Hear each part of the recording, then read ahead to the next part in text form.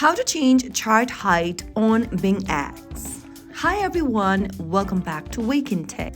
Are you trading on BingX and want to adjust your chart height for a clearer view of the candlesticks and indicators? If yes, you can easily do so in just a few simple steps, so let's get started. First of all, launch open the BingX application on your smartphone and log in. Once you're signed into your account, go ahead and click on the Markets button at the bottom of the screen and select one of your currency pairs you'd like to edit. Now, this will take you to your chart page. From the chart screen, go ahead and click on the gear button on the right corner.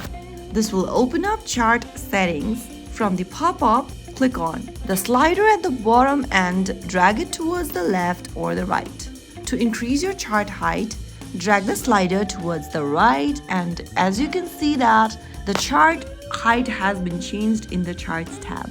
To decrease the chart height, go ahead and drag the slider towards the left and choose it according to your preference.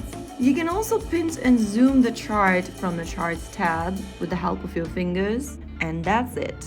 Now you know how you can change your chart height in BingX to suit your trading style.